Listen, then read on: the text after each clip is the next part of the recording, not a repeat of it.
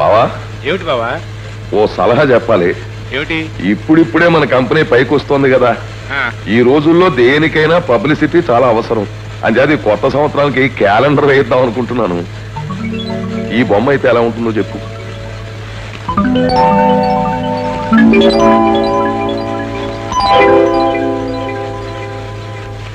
బావా, ఇప్పుడిప్పుడే మన పైకి వస్తున్న ఫ్యాక్టరీ నువ్వే కదా చెప్పావు. ఈ బొమ్మలు ఎవడైనా ఇంట్లో పెట్టుకుంటాడా? లక్షణంగా ఏ రాముడో కృష్ణుడో లక్ష్మీ బొమ్మ అయితే పెట్టుకుంటారు కదా సార్. దేవుళ్ళ ఫోటోలు ప్రతి ఇంట్లో వచ్చినట్టు మాట్లాడు. బావ చెప్పినట్టు బావా, అర్జెంట్ గా రా. ఏమిటి బావా? చెప్తాను, అలా చూడు.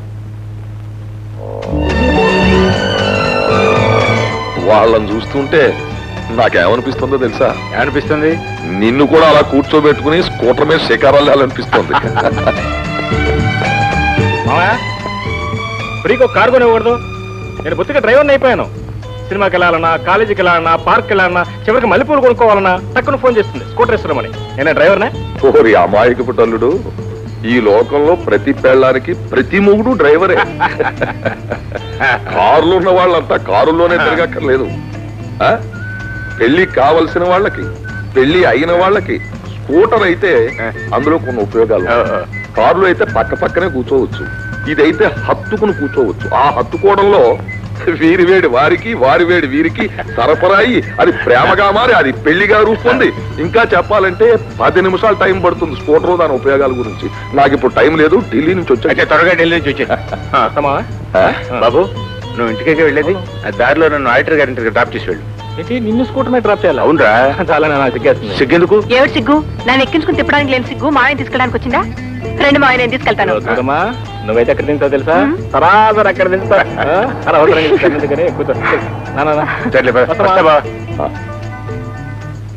అయ్యా అయ్యా, శుభవార్త శుభవార్త. ఏమిటి? ఏమీ లేదు, మార్కెట్ లోకి చాకో డ్రింక్స్ అని కొత్త ఏజెన్సీ ఒకటి వచ్చింది. దానికి లోపాయికారిగా వాళ్ళతో మాట్లాడి అంతా ఓకే చేసేసాను. బాగా మార్కెట్ అవుతుందంటావా? మార్కెట్? మీరు మార్కెట్ చేయలేకపోవడం ఏమిటండి? ఈ 2 చేతుల్లో ఒకటి పట్టుకోండి. ఎడంచే పట్టుకున్నారు, ఎదురే లేదు. కాకపోతే అయ్యా, ఆ ఏజెన్సీ ఉంది చూశారు, కంపెనీకి వద్దు, పర్సనల్ గా తీసుకోమని చెప్తున్నాను. అలాగెందుకు? ఎందుకేమిటండి, శ్రమ మీది, తెలివితేటలు మీవి. ఆయనకి ఎలాగో ఇచ్చేస్తున్నారు కదా భాగాల్లో కొన్ని. ఇక మీదట మీరు జాగ్రత్త పడితే.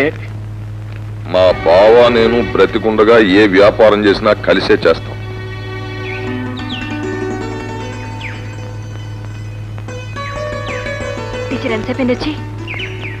ఎంతసేపా? ఎన్ని గంటలైంది అడుగు. మీ ఊరు రావాలంటే ఉన్న పనులన్నీ ఆపుకొని వచ్చి కూర్చోవలసిందే. మళ్ళీ వెళితే రాగలను లేదని ఇక్కడే కూర్చుండిపోయాను. మీ ఇద్దరు సరదాగా. అదేలే, నువ్వు ఒక్కదానివి వెళ్ళావని చెప్పారు. శేఖర్ బాబుతో వెళ్ళావని తెలిస్తే ఇంతసేపు కూర్చునేదానే కాదు.